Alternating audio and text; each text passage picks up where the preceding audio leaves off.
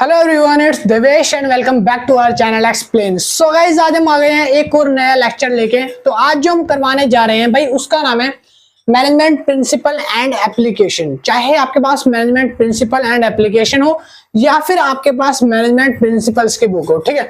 SOL, due, NCWEB, regular semester first, third और fifth semester के NEP semester third वगैरह के लिए ये सीरीज बनाई जा रही है। और ये सीरीज बहुत ही ज्यादा बेनिफिशियल होने वाली है, क्योंकि अभी हाल ही में जो एग्जाम आने वाले हैं उनके लिए सीरीज बनाई जा रही है बेसिकली, ठीक है। तो जितने भी बच्चे थर्ड, फिफ्थ या फर्स्ट सेमेस्टर में हैं, तो आप लोगों के लिए सीरीज एप्लीकेबल है अगर आपके पास management principles and application book या ये सब्जेक्ट आपके पास है तो, ठीक है जी।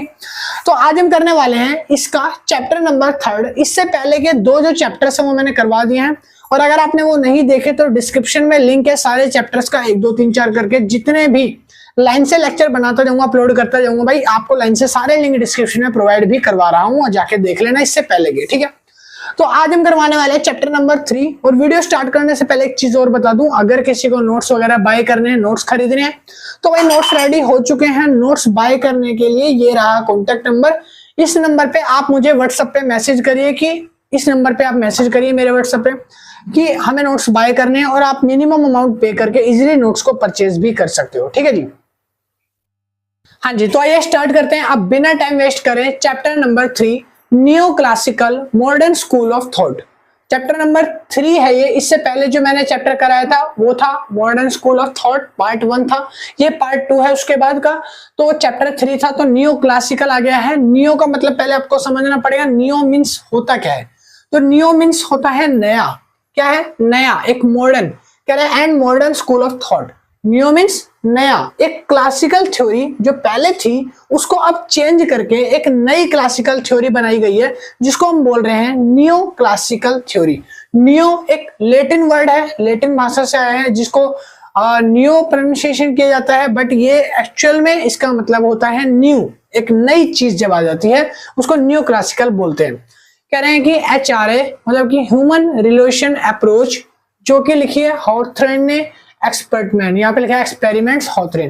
देखो हॉथरन एक्सपेरिमेंट्स यहाँ पे हम पढ़ रहे हैं। तो जो हॉथरन थे एक प्रोफेसर थे।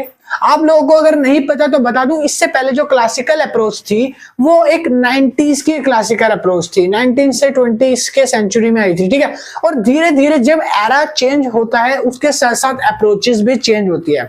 पहले साइंटिफिक मैनेजमेंट कुछ और होते होंगे, अब साइंटिफिक मैनेजमेंट कुछ और होते हैं। पहले किसी और तरीके से मैनेजमेंट किया जाता होगा, बट अब जो है वो प्रिंसिपल्स चेंज हो गए हैं, अब मैनेजमेंट चेंज हो गया है, अब नया एरा है तो न्यू क्लासिकल आ गई है। तो इस तरह से टाइम टू टाइम चेंज होता रहता है हमारी क्लासिकल थ्योरीज वगैरह, ठीक है। आज हम पढ़ेंगे HRA। HRA एक ऐसी थ्योरी है जहां पर साइंटिफिक मैनेजमेंट को एक नए तरीके से सिखाया जाता है। क्लासिकल थ्योरी या न्यू क्लासिकल थ्योरी के सब पार्ट्स में ये आती है। कह रहा है HRA means human relation approach, जो कि हॉथरन ने लिखी थी। हॉथरन एक प्रोफेसर थे, अभी मैंने आपको बताया था। तो HRA means human relation approach, एक ऐसी अप्रोच के बारे में बताता है जहां पर ह्यूमन रिलेशन को समझा जा सके। एक आदमी है, उसकी नेचर क्या है, उसका रिलेशन क्या है, और वो किस मोटिव के लिए काम कर रहा है। जब हम वो सारा कुछ जान जाते हैं तो हम एक ऑर्गेनाइजेशनल बिहेवियर जैसे पढ़ते हैं ना, तो हम इस तरह से एक मैन का बिहेवियर, एक बंदे का बिहेवियर, एक पर्सन का बिहेवियर भी समझ सकते हैं इन थ्योरीज के जरिए। तो इसीलिए ह्यूमन रिलेशन अप्रोच बनाई गई थी। यहाँ पे मैंने डेफिनेशन छोटी लिखी है, it is the management theory. ये एक मैनेजमेंट थ्योरी है that emphasizes the role of social and psychological factors in workplace। जो इसका वर्क प्लेस है उसके कुछ सोशल और कुछ साइकोलॉजिकल फैक्टर्स हैं, कुछ सोशल एंड साइकोलॉजिकल रोल्स होते हैं हर एक इंसान में। हर एक इंसान के अंदर एबिलिटीज जो होती हैं, तो उनकी एबिलिटीज, उनके सोशल फैक्टर्स, साइकोलॉजिकल फैक्टर्स को हम समझने का काम करते हैं इस थ्योरी के अंदर, ठीक है जी। तो यहाँ पर मैनेजमेंट थ्योरी बेसिकली हमें ह्यूमन रिलेशन के बारे में सिखाती है, ठीक है। अभी आपको मैं एग्जांपल देता हूं। देखो आपका एक क्लासरूम होता है, जिस क्लासरूम में टेबल्स रखी हैं, फैन लगी हैं, लाइट्स हैं, चेयर्स हैं, ब्लैक बोर्ड है, मार्कर है, डस्टर है, सब चीज रखा हुआ है, बट वो क्लास नहीं लग रही। अब उसका रीजन क्या है? क्योंकि उसमें कोई लिविंग क्रिएचर नहीं है। लिविंग क्रिएचर कौन है? लिविंग क्रिएचर है इंसान। जब तक वहां पे इंसान नहीं जाएंगे, जब तक स्टूडेंट नहीं होंगे या टीचर नहीं होगा, आप या हम नहीं होंगे तो वो एक पूरा का पूरा जो है क्लासरूम लगेगा नहीं। तो ये क्या है, एक एरा है, ये एक क्लासिकल अप्रोच है जो सिखाती है कि ह्यूमन का नेचर ऐसा है, जब वो जाता है तो उस जगह पे एक सोसाइटी क्रिएट होती है, एक सोशल ग्रुप बन जाता है जहां पर लोगों का दिल लगता है, जहां पे लोगों को इंटरेस्ट आता है पढ़ने में और समझने में। ठीक है, तो यही चीज हमें एचआरए सिखाता है। कह रहा है उसके बाद यहाँ पे ना एचआरए जो है ह्यूमन रिलेशन, ये एक चीज और सिखाता है।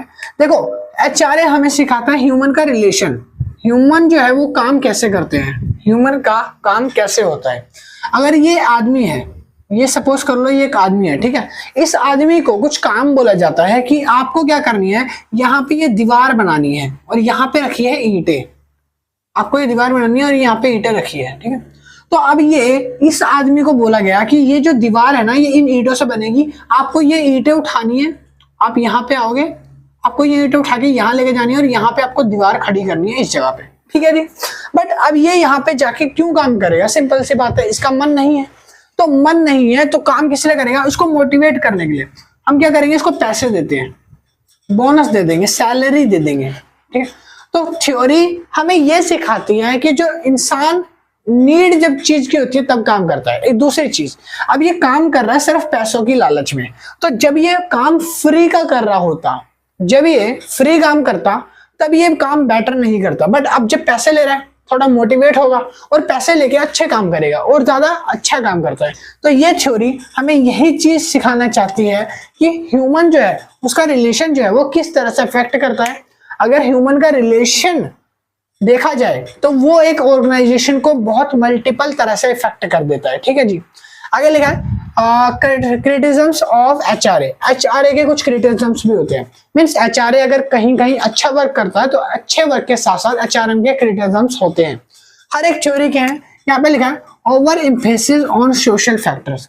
सोशल फैक्टर्स जब ओवर एम्फेसिस हो जाते हैं, जब ऐसी सिचुएशन आ जाती है जहां पर कुछ सोशल फैक्टर इंसान के फुलफिल नहीं हो पाते, कुछ इच्छाएं इंसान की अधूरी रह जाती है, तब वो डीमोटिवेट हो जाता है और उस जगह पर वो काम करना छोड़ देता है।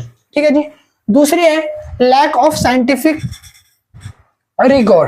देखो lack of scientific rigour means एक इंसान के अंदर जैसे सोशल एंड साइकोलॉजिकल फैक्टर्स होते हैं। साइकोलॉजिकल फैक्टर्स मीन्स वो अपने ये सोच के चलता है अगर मेरे को आज पैसे कमाने हैं तो पैसे किसके लिए कमाने हैं, पैसे कमाने हैं फैमिली के लिए, पैसे कमाने हैं अपने बच्चों के लिए, पैसे कमाने हैं अपने पेरेंट्स के लिए, पैसे कमाने हैं गर्लफ्रेंड के लिए, पैसे कमाने हैं वाइफ के लिए। तो इन सब चीजों को सोच के चलता है, ये सोशियोलॉजिकल फैक्टर होते हैं एक इंसान के ब्रेन में। तो अब ये जो इंसान है ना, ये छोटा सा ब्रेन है, तो इसमें 10 तरह के आइडिया घूम रहे होते हैं कि भाई पैसे कमाने हैं तो इसलिए कमाने हैं। अब ये इंसान हो जाता है बेचारा सैड कि इतने सारे पैसे इन सब चीजों के लिए कमाने हैं। तो यहाँ पे लैक ऑफ साइंटिफिक होता है कि यहाँ पर ये कंफ्यूज हो जाता है कि मेरी सैलरी जो है ना, अगर मैं ये पूरी दीवार भी बना दूं तो मैं सेटिस्फाई नहीं कर पा रहा हूं, मेरे को उतनी सैलरी नहीं मिल रही जितनी मुझे चाहिए। तो साइंटिफिक ये देखता है कि इंसान किस किस तरीके से सैड होता है। आगे लिखा है कल्चरल वेरिएशन। कल्चरल का भी बहुत वेरिएशन आता है, जब एरा नया आता है ना, नया दौर आता है, न्यू दौर, तो न्यू के अंदर इंसान में भी चेंजेस आते हैं। इंसान चाहता है कि आज वो इस दीवार को बनाने में 1000 रुपए लेता है, जब आगे 3 साल बाद वही दीवार बनाएगा तो जब आपको पता है आज ईंट का रेट अगर मान लो 8 रुपए की एक ईंट आती है पर ब्रिक, 8 रुपए की, तो आप 3 साल बाद देखोगे उस ईंट का प्राइस 10 से 12 रुपए हो जाएगा पर ब्रिक। तो इंसान भी चाहेगा कि भाई उसके भी कुछ सोशल फैक्टर्स हैं जो फुलफिल करने के लिए पैसे ज्यादा मांगेगा। तो जब वो आज एक दीवार 1000 रुपए में बना रहा है तो आने वाले समय में उसको 1500 रुपए तो चाहिए ही चाहिए, सरवाइव करने के लिए भी 1500 रुपए तो चाहिए। तो यही चीज है हमारा कल्चर वैल्यूएशन। जब कल्चर बदलता है, एरा चेंज होता है टाइम टू टाइम, तो आपको उस फैक्टर्स में भी चेंज करना होगा। ठीक है, आगे लिखा है neglect of authority and structure. आपको अथॉरिटी और स्ट्रक्चर जब नेगलेक्ट कर देता है, ठीक है, इस जगह पे आपको अथॉरिटी नहीं मिलती। अथॉरिटी मीन्स आपको किसी भी काम को करने के लिए परमिशन जो चाहिए होती है वो आपको नहीं मिलती। अगर मैंने बोला कि आपको ये दीवार यहां से यहां रखनी है बना के, ठीक है, अब दीवार ऐसे तो नहीं बनेगी, दीवार बनाने के लिए आपको चाहिए होगा पानी, यहाँ पे एक टब रखा हुआ है वाटर का, ठीक है, और मैंने आपको अथॉरिटी दी है कि भाई आप ना एक कुआं खोदो और यहाँ पे अपना खुद पानी निकालो। आप एक कुआं खोदो और पानी निकालो, आप इस जगह से पानी नहीं ले सकते बाल्टी या टब में से, ठीक है। अगर ये कुआं खोदेगा तो टाइम और बढ़ रहा है, इसको परमिशन नहीं है ना इस बाल्टी को टच करने की। तो यहाँ पे अथॉरिटी और स्ट्रक्चर्ड भी मैटर करता है एक इंसान के काम के ऊपर, ठीक है। अगर उससे इतना काम कराया जाएगा जिससे वो अनसेटिस्फाइड है, एक पर्सन काम करते टाइम अगर अनसेटिस्फाइड होगा तो उस जगह पर वो काम करना रुक जाएगा, वो काम से मुंह मोड़ लेगा, मुंह चुराने लगेगा, काम नहीं करेगा, ठीक है जी। तो यहाँ पर हमें नेगलेक्ट एंड अथॉरिटी स्ट्रक्चर्ड की वजह से हमें क्रिटिसिज्म देखने होते हैं। आगे उसके बाद लिखा है सिस्टम थ्योरी ऑफ मैनेजमेंट। देखो सिस्टम थ्योरी आपको पता होगा, जो एचआरए है, एचआरए का एक सब पॉइंट आता है सिस्टम थ्योरी। सिस्टम थ्योरी क्या कहती है? सिस्टम थ्योरी कहती है it provides of management provide a holistic perspective of organisation. Means कह रहा है कि ये जो है एक मैनेजमेंट प्रोवाइड करती है, मैनेजमेंट का एक होलिस्टिक परसेप्शन देती है ऑर्गेनाइजेशन को। ऑर्गेनाइजेशन एक डिफरेंट वे में जाके जब सोचना चालू कर दे उसको बोलते हैं सिस्टम थ्योरी। कह रहा है एज इंडिपेंडेंट सिस्टम्स, जो भी अकेला काम कर रहा है, इंडिपेंडेंटली जो भी बिजनेस रन कर रहा है, तो उसके सिस्टम से आपको सोचना है, आपको उसके ऑर्गेनाइजेशन में काम करना है, तो आप उसी तरह से अपने बिहेवियर को चेंज करते हो, आप उसी तरह से सोचते हो। Merit of system approach, system approach की मेरिट्स लिखी है यहाँ पे। होलिस्टिक व्यू होता है, व्यू कैसा होता है? होलिस्टिक व्यू होता है। मीन्स आप पारदर्शिता रखते हो, आप जो काम कर रहे हो आप वैसा काम उसको शो करोगे, ठीक है। आप उसमें चेंजेस नहीं करोगे कि ये नहीं दिखाओगे कि अगर मैं आलसी हूं तो आपके काम में वो झलक रहा है, ठीक है। होलिस्टिक व्यू, आप मोटिवेट हो तो आपके काम में मोटिवेशन झलक रहा है, ठीक है, ऐसा होलिस्टिक व्यू। आगे लिखा है अंडरस्टैंडिंग कॉम्प्लेक्सिटी। कॉम्प्लेक्सिटी मीन्स आप जब कॉम्प्लेक्स चीजों को कर देते हो, चीजें डिफिकल्ट होने लगती है, तो उसको समझना, अंडरस्टैंडिंग करना। कभी कभी हमारे कुछ ऐसे फैक्टर्स, हमारी कुछ पर्सनल नीड्स ऐसी होती हैं ह्यूमन की कि उन नीड्स को ना फुलफिल होने की वजह से वो अंडरस्टैंडिंग नहीं बन पाती, एक रिलेशन नहीं बन पाता जो हम एचआरए में बनाते हैं, ठीक है। ह्यूमन रिलेशन अप्रोच जो बनाना चाहती है वो कंप्लीट फुलफिल नहीं हो पाता, ठीक है। आगे लिखा है प्रॉब्लम सॉल्विंग। प्रॉब्लम सॉल्विंग आसानी से हो जाती है, प्रॉब्लम सॉल्विंग हो सकती है। यहाँ पे पैटर्न जो अगर मुश्किल फंसता है या फिर कोई चीजें ऐसी आ जाती हैं जो बिल्कुल अपोजिट है, जो बिल्कुल ऐसी है कि हमें समझ नहीं आ रही, तो उन चीजों को समझाने में हेल्प करता है हमारी सिस्टम अप्रोच। आगे लिखा है अडेप्टेबिलिटी। नई नई टेक्नोलॉजीज, नई नई मशीनरीज, आप हर एक मशीनरी पे एक बंदा यूज करते हो। अगर मान लो मशीनरी है, कोई मशीन बिना किसी वर्कर के या बिना किसी पर्सन के काम नहीं करेगी। मशीनरी लाके रखने से मशीनरी प्रोडक्शन नहीं करती, प्रोडक्शन करने वाले हाथ होते हैं, प्रोडक्शन करने वाले इंसान होते हैं। तो इस जगह पे अडेप्टेबिलिटी आपको देखनी होगी कि आप सोचते हो कि मशीन लाके मैं अपना प्रोडक्शन ज्यादा कर सकता हूं, तो ऐसा गलत है। आप अडेप्टेबिलिटी करोगे, आप टेक्नोलॉजी लगाओगे, आप प्रोडक्शन कर रहे हो, तो आपको मशीनरी में इंसानों की नीड तो होगी, ठीक है। डीमेरिट्स, डीमेरिट्स मीन्स आपके नुकसान। तो देखो यहाँ पे मैंने बताया था अंडरस्टैंडिंग कॉम्प्लेक्सिटी, आप कॉम्प्लेक्स चीजों को नहीं रखते, आप जैसा काम करते हो वैसा बिहेव नहीं करते, तो ये डीमेरिट्स बन जाती है इंसान का, और पॉइंट ऑफ व्यू जो है वो और डिग्रेड हो जाता है, मतलब कि माइनस में चला जाता है और इंसान डीमोटिवेट में हो जाता है।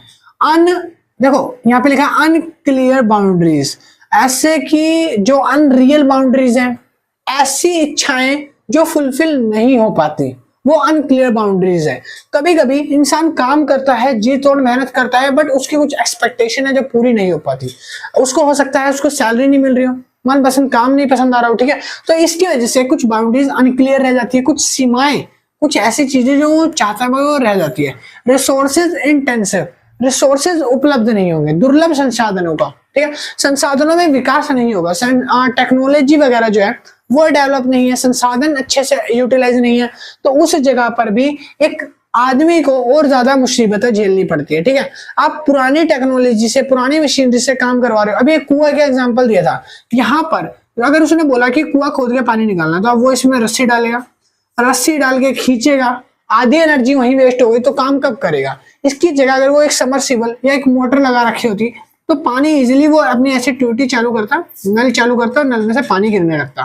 पानी भर लेता है टब में और सीधा आके दीवार में ऐड कर देता है, ठीक है। तो यहाँ पर ये चीजें होती हैं, रिसोर्सेज अच्छे नहीं होते। लिमिटेड एप्लीकेबिलिटी, आपको चीजें लिमिटेड मिलेंगी, रिसोर्सेज लिमिटेड होंगे, आपका काम का टाइम लिमिटेड होगा, आपको पैसे लिमिटेड मिलेंगे, आपके जिम्मेवारी वो ज्यादा होगी, ठीक है। तो यहाँ पर चीजों को लिमिटेड करके रख रखा है, तो वो चीजें नहीं होनी चाहिए यहाँ पे, ठीक है। आगे लिखा है लैक ऑफ इमीडिएट सॉल्यूशन कभी इमीडिएट नहीं आता। अगर आपने कोई सॉल्यूशन की डिमांड करी, आप किसी भी काम को कर रहे हो, आप शूज की फैक्ट्री में, आप आइसक्रीम की फैक्ट्री में आइसक्रीम बना रहे हो, तो आपको वहां पे कुछ क्रीम्स की जरूरत है, कुछ कोन्स की जरूरत है, कुछ मशीनरी की जरूरत है, तो वो एकदम लिमिटेड रहती है और वो एकदम इमीडिएट नहीं आती, उसमें टाइम लगता है। तो जितना ज्यादा टाइम आप लगा रहे हो, कंज्यूमर उतना ज्यादा मोटिवेट नहीं हो रहा, वो डिमोटिवेट हो जाएगा और वो सोचेगा कि यार अगर मैं कोई चीज डिमांड करता हूँ तो इनके पास वो चीज ही नहीं है। जब उनके पास वो चीज ही नहीं है तो वो आगे कैसे एक्सपेक्ट कर सकते हैं कि मैं टाइम पे काम करके दूंगा। तो लैक होता है, लैक मतलब कमी पड़ती है इमीडिएट सॉल्यूशंस की। कोई जवाब नहीं आता सामने से, काफी बार तो खड़े रहो जवाब ही नहीं आता, सामने वाले से कुछ क्वेश्चन पूछो, कोई अच्छा क्वेश्चन है जिसको आपको जवाब देना चाहिए बट वो नहीं आ रहा, तो वो चीज है। आगे लिखा कंटीजेंसी थ्योरी ऑफ मैनेजमेंट की कंटीजेंसी थ्योरी क्या होती है। तो कंटीजेंसी थ्योरी के मैंने कुछ मेरिट्स लिखे हैं, कुछ आपको नीचे मिलेंगे रिलेशन, ठीक है। तो मेरिट्स है, मेरिट्स ऑफ कंटीजेंसी थ्योरी क्या है, फ्लेक्सिबिलिटी। कंटीजेंसी थ्योरी एक पार्ट है एचआरए का, एचआरए के एक पार्ट सिस्टम थ्योरी है, एक पार्ट कंटीजेंसी थ्योरी है, एक पार्ट मॉडर्न क्लासिकल थ्योरी में आता है, ठीक है। और ये सारी चीजें मिला के हम पढ़ते हैं new classical. New classical means new classical theory जो अब अपनाई जा रही है, तो वो थ्योरी। तो कंटीजेंसी में आता है पहला मेरिट, जिसमें आता है फ्लेक्सिबिलिटी। चेंज कर सकते हो, आपके पास ऑप्शंस होते हैं कि आप चीजों को चेंज कर सको, आपके पास ऑप्शन दिए जाते हैं कि आप अपना वर्क ठीक कर सको, आपके पास अलग अलग डिफरेंट टाइप्स के फ्लेक्सिबल ऑप्शंस अवेलेबल होते हैं। ऑप्टिमल फिट मतलब आपके पास बहुत सारे रिसोर्सेस हैं, ऑप्टिमम यूटिलाइजेशन आपको करना आता है। अब आप पे डिपेंड करता है कि आप किस तरह से कैसे किसको यूज करते हो, ऑप्टिमल यूज कैसे करा जाए, ठीक है जी। आगे लिखा है मल्टी वेरिएबल, और उसके बाद लिखा है कस्टमाइजेशन। चीजों को कस्टमाइज कर सकते हो। अगर मान लो कोई चीज आप कर रहे हो, वो चीज में आपको गलती हो गई, आप उसको कस्टमाइज कर सकते हो, इजिली कस्टमाइज करके उसको ठीक करो, ठीक करके आप काम कर सकते हो दोबारा। और साथ ही साथ आप मल्टी वेरिएबल भी कर सकते हो, मतलब कि चीजों को आप दूसरी तरीके से देख सकते हो। हर एक सिचुएशन सेम नहीं होती। अगर कोई प्रॉब्लम आती है, कोई थ्योरी है, तो साइंटिफिक मैनेजमेंट या साइंटिफिक थ्योरी हमें ये सिखाती है अगर कोई दिक्कत या परेशानी आए तो उसको दूसरे नजरिए से देखो। जब आप दूसरी चीज से दूसरे नजरिए से देखते हैं तो चीजें आसान लगने लगती है और इजीली लगने लगती है, ठीक है जी। तो ये था हमारा मेरिट्स ऑफ कंटीजेंसी थ्योरीज। अब हम पढ़ने वाले हैं, हमारा लास्ट पॉइंट है कंपैरिजन अमोंग ऑल क्लास और comparison among all school of thoughts in management. अब देखो स्कूल ऑफ थॉट्स, ये जो स्कूल ऑफ थॉट्स है हम पूरा पढ़ रहे हैं, तो इसके अंदर कुछ क्लासिकल थ्योरी, कुछ अलग अलग तरह के हमने थ्योरीज रिलेशन पढ़े हैं ना, तो उनके बीच में कंपैरिजन कि कौन सा अच्छा है कौन सा नहीं है। तो अब वो टाइम आ गया है जहां पर मैं आपको ये बताऊं कि चारों पांचों में से कौन सी थ्योरी अच्छी है, तो उसका कंपैरिजन करके देखना है हमें, ठीक है बेसिकली। तो हम बात कर रहे हैं पहले क्लासिकल मैनेजमेंट की। क्लासिकल मैनेजमेंट एक 90s के टाइम का मैनेजमेंट है, जहां पे 90 से 20 सेंचुरी के बीच में ये पड़ता है और यहाँ पर चीजों को कॉम्प्लिकेट समझा जाता है। ज्यादा टेक्नोलॉजी नहीं होती कि चीजों को ज्यादा बेटर वे में काम को परफॉर्म करा जा सके। बट इसी जगह अगर मैं बात करूं ह्यूमन रिलेशन की, तो ह्यूमन रिलेशन हमें ये बताता है कि ह्यूमन रिलेशन में आप चीजों को कैसे सफिशिएंट वे में एक साइंटिफिक मैनेजमेंट से थोड़ा सा दिमाग लगा के, थोड़ा सा कॉमन सेंस यूज करके आराम से इजीली वे में कर सकते हो, ठीक है। ज्यादा टिपिकल नहीं होती, इजीली होती है। फिर आती है सिस्टम थ्योरी और contingent theory. System theory, contingent theory और ह्यूमन रिलेशन थ्योरी, ये तीनों की तीनों थ्योरी जो है न्यू क्लासिकल की पार्ट है, न्यू क्लासिकल का पार्ट होती है, ठीक है। और ये तीनों की तीनों थ्योरी हमें बताती है कि काम को बेटर वे में करने के लिए एक पर्सन का मोटिव क्या होता है, एक पर्सन का सोशल फैक्टर या साइकोलॉजिकल फैक्टर क्या होता है, पर्सन से काम करवाना है तो किस वे में करवाना है। इसी तरह सिस्टम थ्योरी और इसी तरह कंटीजेंट थ्योरी हेल्प करता है फ्लेक्सिबल चीजों को बनाने में, कस्टमाइज करने में, ठीक है। और अगर कोई डिसीजन लेना तो डिसीजन मेकिंग में, और साथ ही साथ उनका होलिस्टिक व्यू, प्रॉब्लम सॉल्विंग, ये सारी तो उसकी नेचर हाई, ठीक है जी। तो आज आपका चैप्टर नंबर 3 जो है न्यू क्लासिकल थ्योरी वगैरह कंप्लीट हो गया है।